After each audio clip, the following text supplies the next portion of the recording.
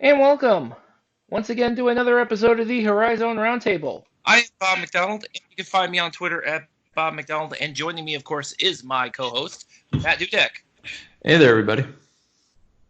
And Matt, of course, you can find on Twitter as well at GrizzTalkOU, and you can find and you can follow us on Twitter, the entire podcast on Twitter as well, at HoriZone RT. Before we get started, Matt, I know I had we had a poll, a little programming note.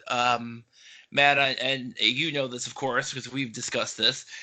We had a poll up on the HoriZone Roundtable Twitter account, and well, we're gonna make this a reality. So starting in the second half of the season, which I believe is January 30th. We will be coming at you. We will be coming to you live. That's right, buddy. That's right, ladies and gentlemen. Live. After all the games are done, we're going to be calling it HoriZone Game Night. It'll be myself and also a steady rotation of Matt, as well as Kyle Craven, Mark Weems, and John Parker, and maybe even Carrick Jones. So definitely stay tuned for that. We'll definitely have a schedule up for when we're gonna be on, what time we're gonna be on, and who's gonna be on with me. So are we gonna record those too, so they're also posted? I believe and we haven't determined how we're going to be broadcasting these out, but yes, they theoretically, yes, they should also be recorded. It'll be we don't plan. The plan is to have a 30-minute broadcast, and that's about it. So that's going to be. I don't know what the hell I'm thinking on this one, but sure, why not? We're going to go with it, Bob. So I have done so much over the past. We have done so much over the past couple of years, just basically just work on the fly. So yes, HoriZone Game Night. Look for it. Stay tuned. We'll be definitely having some conversations about this in the next couple weeks, and we will definitely, like I said, we'll definitely have the lineup and times, and so check local listings, as the folks would say on television. And after games is when I have zero filter, especially when I'm pissed. So that's just gonna be a treat. I'm sure I'm gonna say things I'm gonna regret the following day. It'll be great. You and everybody else. Although Matt, obviously Matt, you'll be in the rotation with everybody else. So your rants won't be every time, but I'm sure there'll be enough times that it'll be noticeable. That's what I need. The rest of Oakland University athletic department to not like me. I can't wait. Yeah. So that out of the way. Since we're talking about Oakland, we might as well get this out of the way now. Speaking of Oakland University athletic department not liking me very much, let's talk about this. All right. Well, they got finally. Let's start out with the good news first. Oakland finally got Rashad Williams eligible. Yay, free Rashad. The NCAA finally got their heads out of their asses and decided, hey, he should start playing now. The timing of it is kind of stupid, but I'm going to blame that on the NCAA. So, I mean, there's a whole lot to this. I'm sure there is. Hopefully, a lot of you saw my article. That was about the most. Yes, on HoriZoneRoundtable.com. Yes. And we broke that news 7 minutes before Oakland University, so that was cool. Go us. Yes. Basically, some things. Zero blowback, which is nice. Love that. What's that? Zero blowback because it was true. Yeah. So basically, some things happened behind the scenes that caused the NCAA to reevaluate yet again a third time. And magically on this third time, all was better. And he was cleared. Sharpe.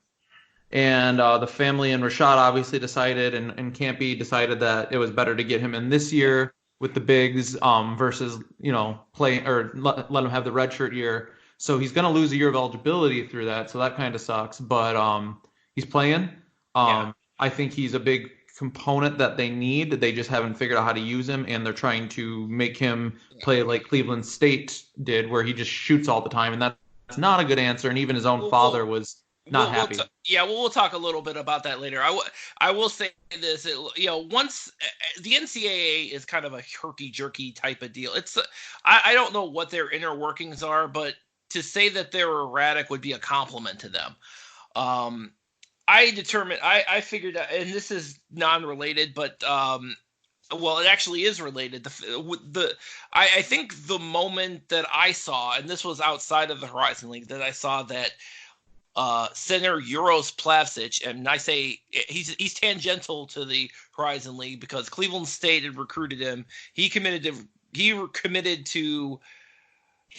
Cleveland State, and then the coach he was working with, Drazen Zlavaric, coach, handler, whatever the hell you want to call him, magically disappeared from Cleveland State and went over to Arizona State to work for Bobby Hurley.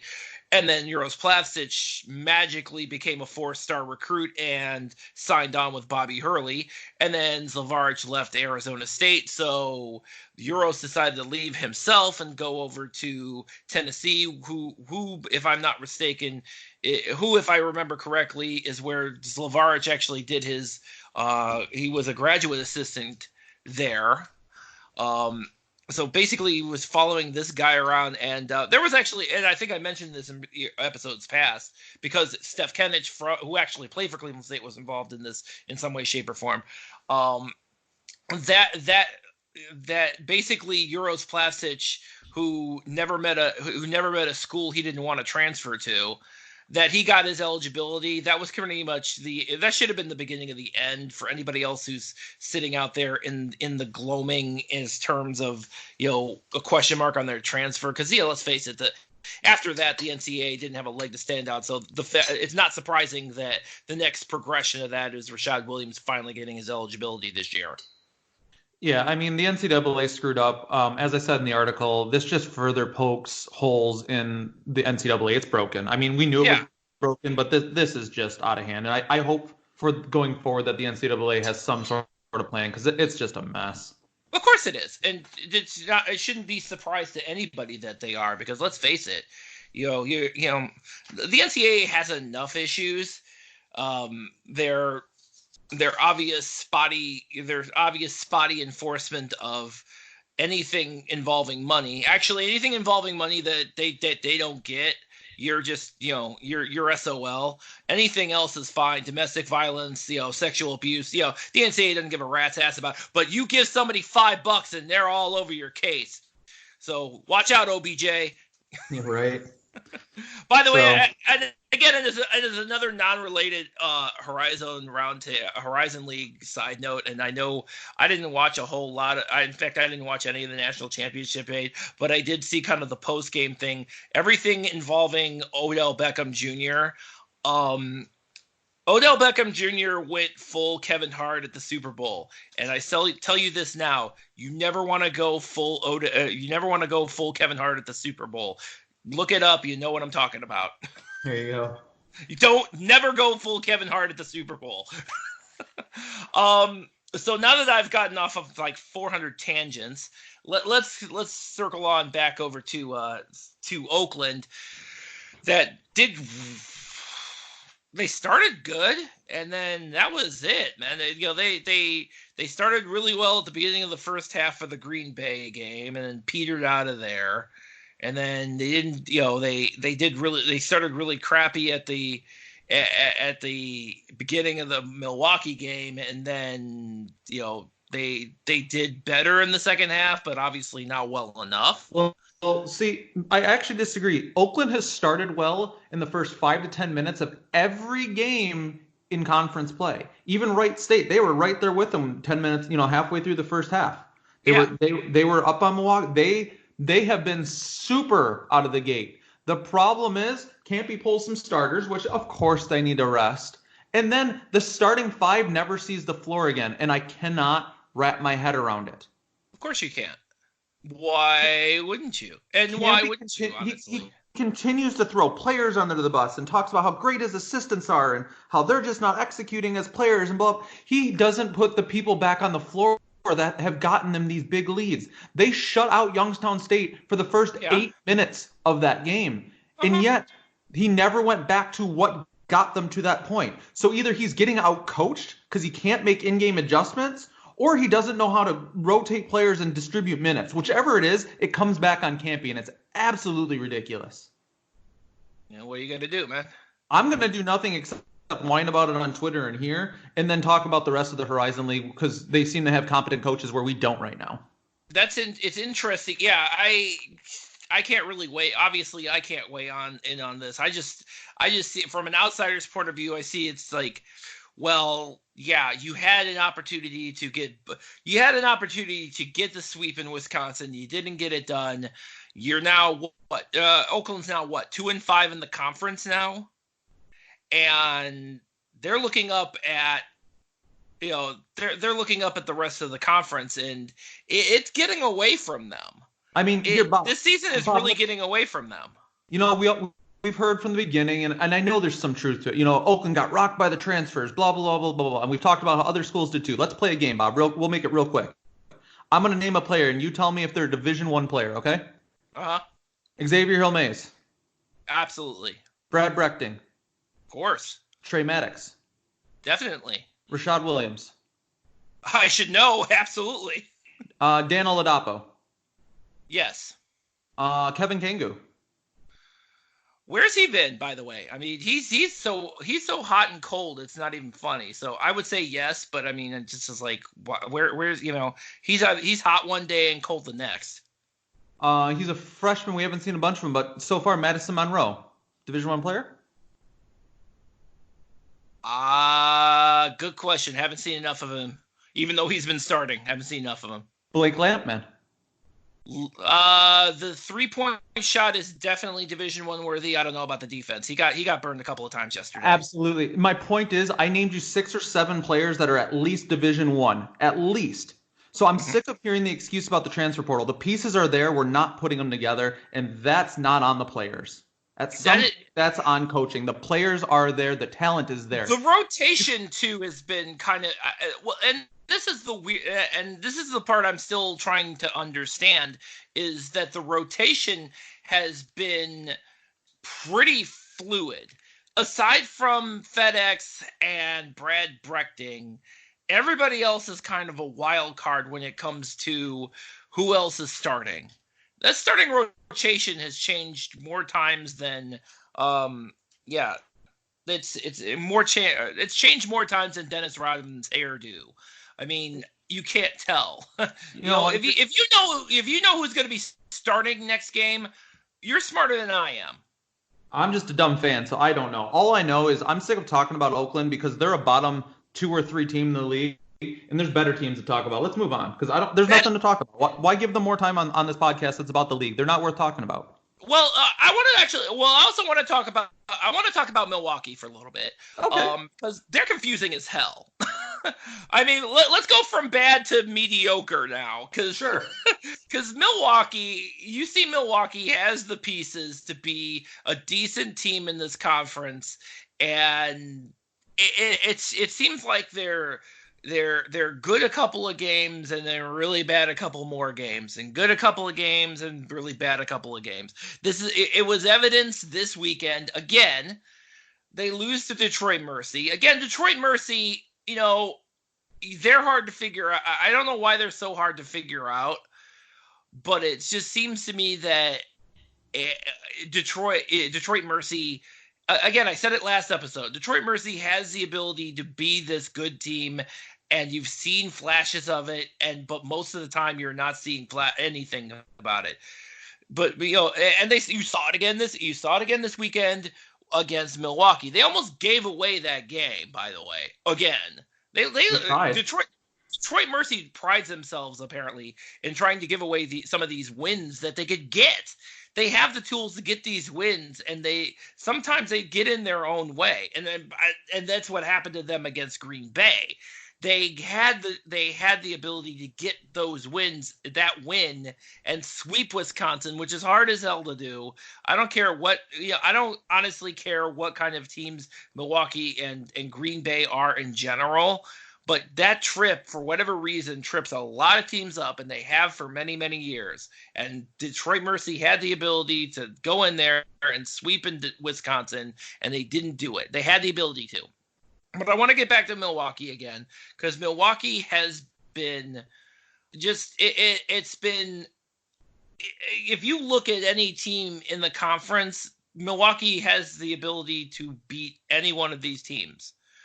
And yet somehow they just, it's just up and down with them. And they have the tools. They've got Tijon Lucas has been a godsend for the Panthers. I mean, it's been absolutely a great thing. Darius Roy, absolutely amazing for them. But somehow they're still, but somehow they're still kind of, they're I believe they're 4-3 in the conference now. I think. Wait, no, wait. I'm sorry. Are they 4-3? Yeah, they're 4-3 in the conference. Right. Yeah, they're 4-3. They're not bad. They're just not great. It's just okay. They're just kind of blah, like everybody else. I mean, you just said it, like everyone else, and that's blah, like everybody else. But they did this at home, and now they get to go to Youngstown State and Cleveland State. Youngstown State, by the way, who hasn't lost at home at all this year, and I don't exactly anticipate them losing this weekend. I don't see them losing it. I don't see, in terms of Green Bay and Milwaukee, as good as Youngstown State plays at home, road we'll get into a little later, but as far as at home at the Beagley Center, I don't want to play there, and I don't think either Milwaukee or Green Bay wants to play there either, because they're liable to get spanked, both of them. They've been very good there, that's for sure. But they have, again, Milwaukee and Green Bay, and it's weird because it seems like both of them, we talk about Green Bay, we talk about Milwaukee, and it seems like you look at their records, you look at how they've played they have played this year. It's a little more significant. The ups and downs are so much more significant. We talk more about Green Bay because their ups and downs are so much more significant. Well, we don't talk about Milwaukee in that same vein because they're either winning by a little or losing by a little, and that's kind of how their season has gone essentially.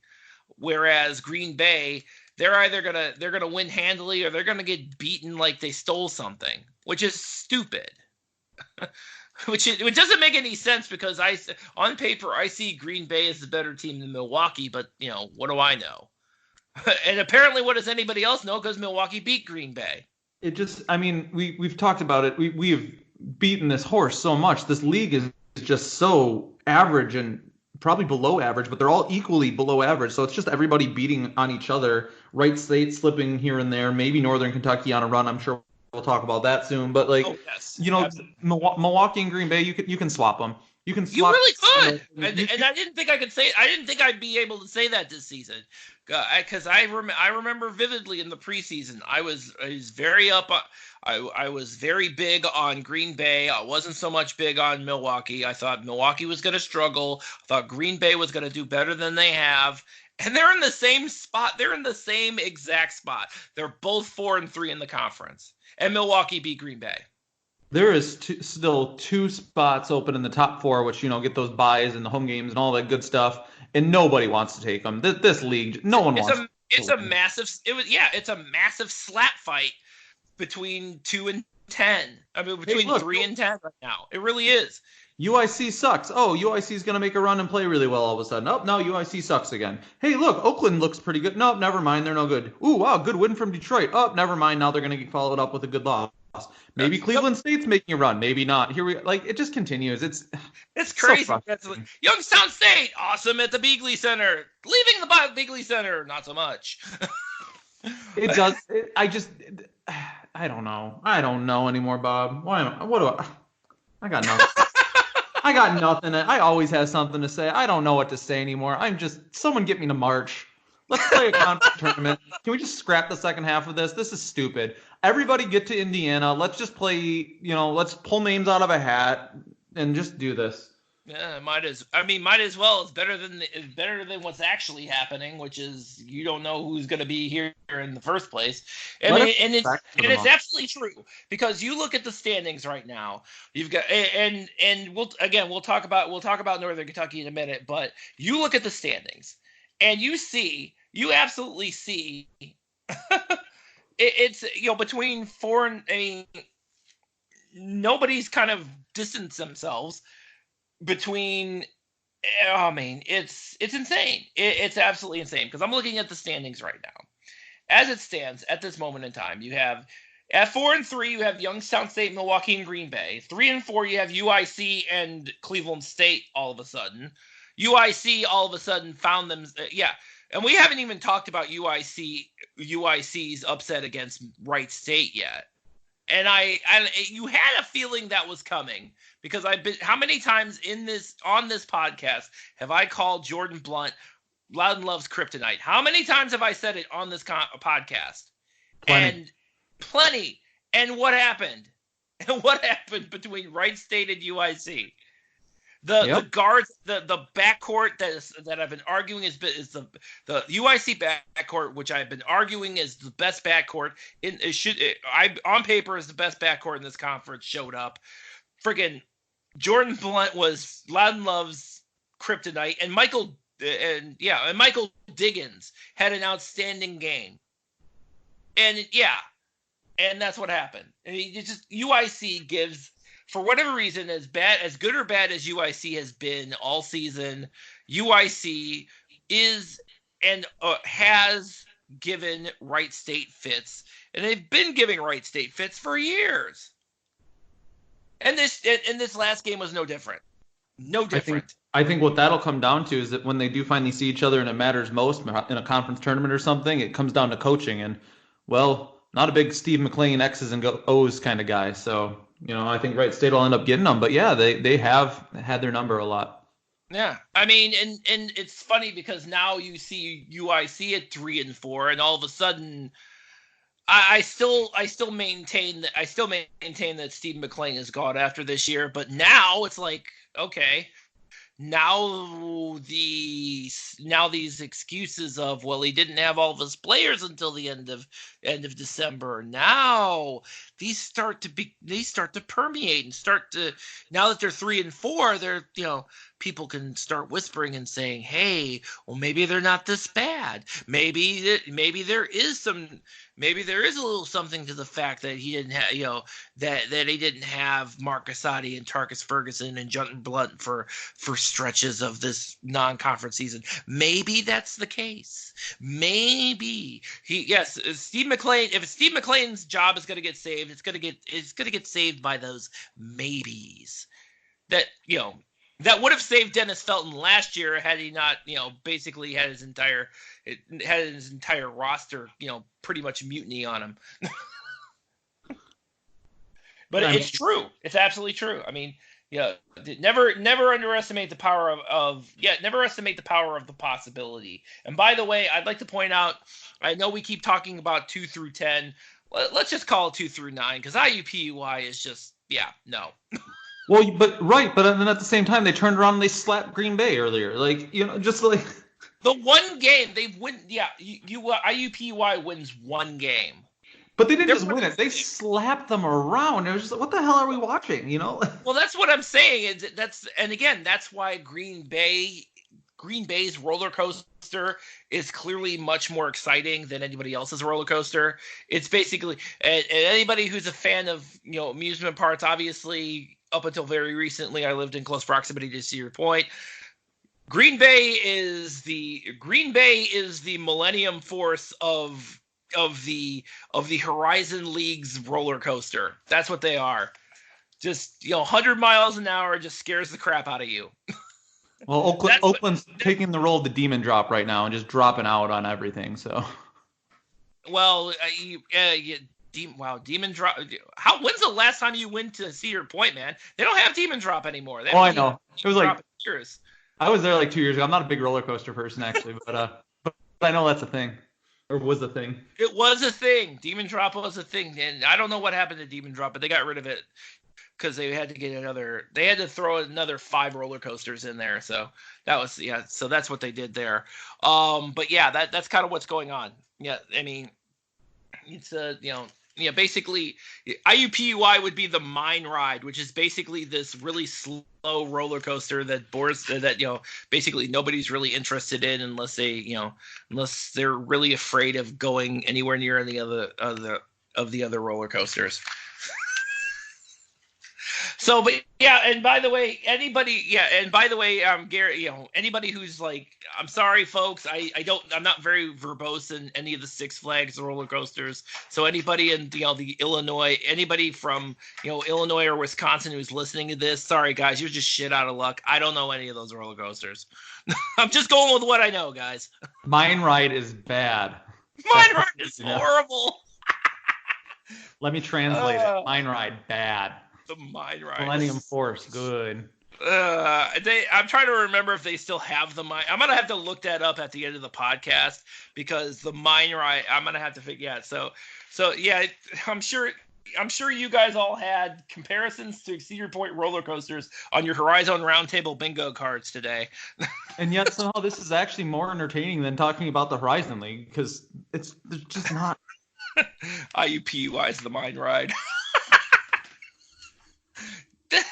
Perfect comparison. So let's go ahead and talk about Northern Kentucky, because I think Northern Kentucky has finally gotten their act together, more or less. And I say more or less because we're talking about they basically dominated the weekend. So go ahead. Finish that thought. No. You go ahead. I said this on Twitter. I have to say it here as well. I had Northern Kentucky in my bottom 3. I think I had them 7th in my preseason. Yes, 7th. You did mention 7th. I had 7th, and I had said that there was no doubt in my mind that Tyler Sharpe could not carry a team. He's a piece I would love on my team, but I saw no way that he could carry a team. So I happened to be tuned in. Was that Thursday when he hit his 1,000th point? And Northern Kentucky just rocked everything this weekend. I have admitted I was wrong. Northern Kentucky is a top 2, maybe 3 team, but probably top 2 team of this league. Tyler Sharpe is a first teamer this year. Absolutely. He has shown that he can carry it because through all the injuries and everything, he has kept that team consistent. Mm-hmm. And Tyler Sharpe, if you actually listen to this, I have said it. You liked it. You've seen it. But I'm sorry. You're good. There it is. You know what? And I will take that actually one step further. With all the injuries that have happened to a lot of the star players in this league, you could theoretically make an argument for Tyler Sharpe as Player of the Year. You can make that argument at this point. I think you can make an argument at this point in time for him. I'm not going to argue it. You could make a viable argument for him because we had a conversation about Dantez Walton. He's still hurt. Loudon Love has his injuries. He's back now, obviously, in a big way. But you talk about the consistency, and the consistently good has been Tyler Sharpe, specifically in the conference, during the conference schedule.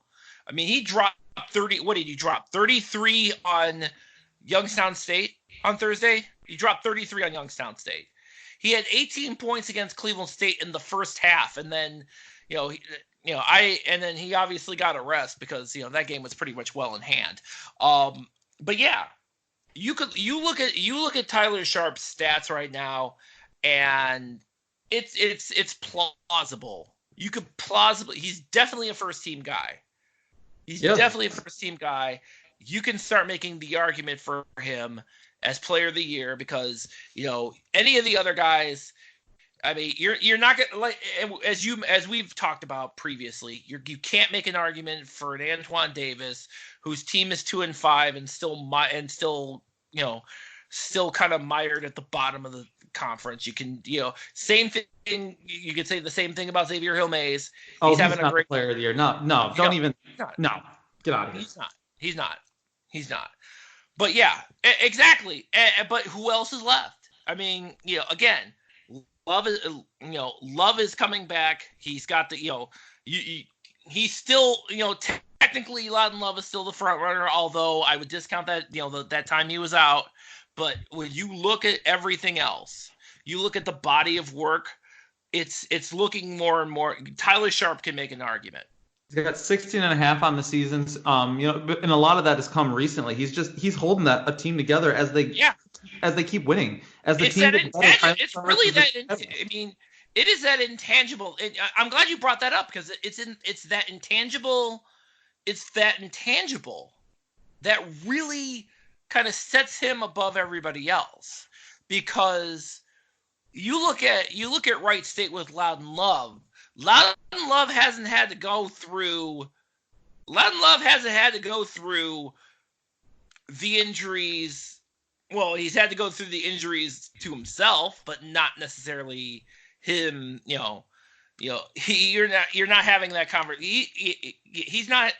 You're not having that conversation. And by the way, Tyler Sharpe at 16.5 points is actually 4th in the league in scoring now, behind Antoine Davis, Marcus Burke, and Amari Davis. Amari Davis, who still is probably Amari Davis, who I still think is the front runner for freshman of the year. Although Tanner Holden is beginning to make a very solid argument on his behalf. But you look at Tyler Sharpe as in terms of his body of work. I think you could definitely make that argument that and again, how you mentioned how he's held that team together during all the downtime. And you could definitely make an argument that he could definitely be that guy. If I had a vote right now, that would be my vote. Yeah. I don't blame you. I mean, I don't get a vote. Why don't we get a vote as a HoriZone Roundtable? We got to work on that. We follow the HoriZone League closer than probably 3/4 of the people that vote. Oh, and we're going to follow it even closer starting the second half of the season. So, yeah. We got to work on that. Well, okay. Well, good luck. It probably pains them.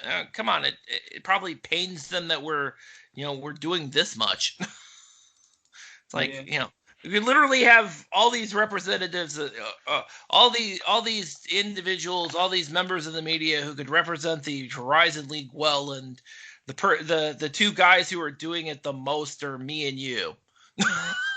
Yeah, sorry about that. I'm not. Deal with it. That's what I say. Deal with it. I want to vote. I want to vote. Yeah. So, all right. So those of you listening, there you go. Make the argument and sell the vote. Give it. Vote. Give us the lobby to get us the vote, because we're not gonna be able to do it on our own. Because let's face it, we're definitely not in. We're definitely not in the conference's good graces necessarily. We're just two idiots that talk online. Great. Yes, that's correct. But we do it better than anybody else, apparently. Hey, and again, kudos to our team. We broke a story. That was fun. That was very nice. Yes, yes, that we did do that. So yeah, and by the way, I mean, and I know this is gonna, we've been talking about this, and I know, as far as HoriZoneRoundtable.com is concerned, I know we put together. By the way, I know the way the league is playing has broken John Parker. That's why he hasn't done the power rankings lately. It broke him. I hope you're happy, HoriZone League. You broke John Parker. Oh. What is wrong with you people? Come on. But yeah, I mean, but you see what we're, I'm just gonna get on my soapbox and do the sales pitch now. You see what we're doing. We're getting into as a site, as a platform. You may not agree with us all the time. You may think we're, like Matt says, we're two idiots. Two idiots recording. I'm just a dumb fan. I say it all the time. I'll keep saying it because it's true. But at the same time, we're giving you guys, we're putting out there what not a lot of people are, which is content on the HoriZone League. I would think that the conference itself would be happy about that. I mean, or probably happier if it wasn't us.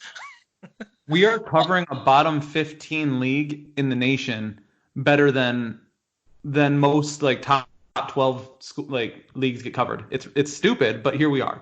Yeah. But at the same, and also I'd like to point out the fact that we are, and when I put together HoriZone Roundtable, when I we moved the site over from our old host Sports Hacks just to our standalone site. I just intended just to have the podcast, and then of course my brain started working, and obviously it was I started thinking of other things like, oh, what else can we do here? I've got all this space. I have all this bandwidth. Let's have some fun. So, I mean, that's where the content comes from. And that's, the written content. That's why we got a John Parker here. That's why we've got, that's why Matt can, come in and, write whatever, write come in and write. Matt's not even a journalist, and he broke the whole. Matt's not even a journalist, and he broke the whole Antoine Jesus, the whole Rashad Williams thing. For the record, everybody, I had that story 4 days earlier and had to hold on to it, and it was killing me. I know, it was killing me. But yeah, I mean, but I see. I think you guys see where I'm going with this. I mean, I'd like to, not to say that the HoriZone Roundtable, the whole experience, and now we're going to get into live stuff because I'm insane. Because I clearly have too much time on my hands. But I think you guys kind of see where we're going with this, where we want to have, we want to give everybody kind of the full experience. Yes, is it a crappy experience? Yeah, probably. But yeah, probably. It's like going to Kings Island when you really wanted to go to Cedar Point, but at least you're still in an amusement park. And at least they have the Beast. I like the Beast. I don't know what the hell else they got over there, but they got the Beast. I don't either. I really just wanted to continue the amusement park theme on the day. Oh God. At least you're not at Geauga Lake, which by the way doesn't exist anymore. It's a gigantic hole in the ground in Portage County in Ohio. So, anyway, you guys are, but you guys kind of see where we're going with this. I mean, and I hate to sound like a freaking salesman on this one, but I really want to. I'm looking at sustaining this. Eventually, I'd like to get to a point where we can pay our writers. We don't do that. That's shitty. I hate not being able to do that. I really do. That would be cool. I mean, come on. I mean, have a guy like John Parker, cranking out stuff from us, and I can't do anything for him. I feel like an idiot for doing that. I feel like, and it's funny, when you see a bunch of places that just don't have that kind of conscience. I mean, seriously, the streets are lined with, sites like that. I don't want to be that site. So, and we'll probably have a conversation about this moving forward collectively, but I'd like to get to a point where, we can do some things, that, help us sustain what we've done and expand even more. I mean, I think that's kind of been the challenge. So, all right, I'm off the soapbox. I want to talk about, I'm off that soapbox, but I want to talk about Wright State too, because Wright State, we mentioned that Wright State was going to have the hiccup. They're going to not go 18-0 in the conference. If you had told me it was going to be UIC delivering that blow, I would have said, yes, that's likely because Jordan Blunt loves kryptonite. And then they turn around and this weekend and they're back in it. They're still up top, number one. Youngstown State gave him a good run, but in the end, Wright State was just too much. So now we're at a point. So this is going to be this weekend is going to be I think the test, because I know another Kentucky fan has been waiting for this. They wait for this annually, twice a year. Circle it on their calendars. Wright State. There it is. And Wright State is next week. Yay, I love this matchup. Wright State is, it's going to be, honestly, I'm looking actually forward to this more this year than I did last year, even though, let's be honest, last year was more of a, Clash of the Titans kind of thing, as opposed to this year seems more like a David and Goliath type of deal. Just because of the fact that Northern Kentucky is still without Dantez Walton. As I understand, it's projected that Dantez Walton is absolutely not going to be ready for Wright State. I will say this, and I didn't mention this earlier, but obviously Trevon Faulkner did outstanding against Cleveland State too. I mean, I think he had 28 points or something like that. He killed them. Of course, Cleveland State didn't. Yeah,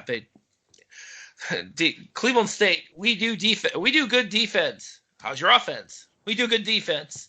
They remembered they were Cleveland State. That's really what happened. Oh, man. I can't wait till next year when they have some actual shooters on this team, because right now their offense is just not good. I mean, the defense is great, but, man, you can only do but so much with that defense, man. Well, you can only do but so much with that. That's when you should look at a team like Wright State, who's got both sides of it covered. Yeah, they really do. And you're absolutely right. And that's exactly what they did. There's a reason that Wright State's the best defense in the conference. One of the best defenses in the conference. Do you know what bums me out about the matchup this week? There's only and that actually is a bold-faced lie too, because Wright State is actually not the best defense in the conference. Northern Kentucky is the best defense in the conference, and now they're going up against a Wright State team that averages 80 points a game. With Loudon Love, with Billy Wampler, with Trevon Hall, with Cole Gentry, with Tanner Holden. I mean, yeah, it's going to be kind of again, like I said, not so much a Clash of the Titans as more of a David and Goliath type of deal this year. Because you're not going to have the Loudon Love Drew McDonald matchup, and you also have obviously you have the changing of the guard in terms of coaching, but it's still going to be a 1-2 matchup. As you know, and for all the speculation and all the prognostication that we've done over the course of the last 5 months, it's still number 1 Wright State, number 2 Northern Kentucky. After all that, right back where we started. Right back where we started. We thought for sure we were going to see some surprises. We thought UIC was going to be better. We thought Green Bay was going to be better. We thought we could make an argument for both of those teams. We thought we might see a surprise, but in the end of the day, Game 9 for Wright State is going to be against number 2 Northern Kentucky. I am looking forward to the battle all week between Valhalla Vanguard and Barstool Wright State, which seems to be Wright State's only real trash talky Twitter that I can find consistently. So I'm looking forward to that match all week. Well, also too, I'm sure that that this will also be the point in time where because as we know, obviously we have Ricky Rednier on literally every fan forum. Representing Wright State, this is where he's going to catch an ungodly amount of crap, even though, just because of the fact he's been on this podcast as a fan representative to Wright State, just for that reason alone. Let's fire up the Twitters, folks. Let's get battling. That's the good stuff. That would be nice too. I mean, yeah. I mean, they'll do it too. I guarantee you. This is where some of the this is where it would be. I don't know. Yeah. Northern Kentucky will be combative, and it will be glorious, and I will enjoy that. At least I'm buckled up. I'm ready. I'm looking forward to it myself. So, with that, let's go ahead and close out the show. as always, and I can't believe we spent what did we spend 5 minutes talking about this frickin' site? I mean, this frickin' site, like it's not my private joke. This night. HoriZoneRoundtable.com. That's where we're at. You can find episodes of the HoriZone Roundtable on wherever podcasts are found up to now. And by the way, we are on Pandora now, so thankfully that didn't take very long because I would have just annoyed you. So we're back on pretty much all I mean, again, if there's a podcast app I've never heard of, I'm gonna get to it. If podcasts are found, I'm gonna put the HoriZone Roundtable there. So, and your Amazon and Google devices, obviously, you can call up episodes of the HoriZone Roundtable. By the way, I also like to point out the fact that if you have an iHeartRadio or Spotify channel on your Roku device or your Amazon, what is it? What is it? Amazon Fire. That's it. Or your Amazon, maybe even Google TV. I don't know. You can actually pull it up on your TV because I was doing that the other day. I actually did that today. Well, it works.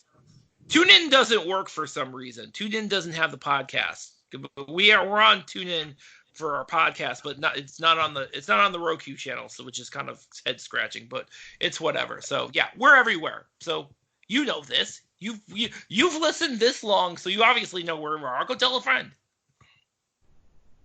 So okay, so that's gonna be it, and thank you for listening.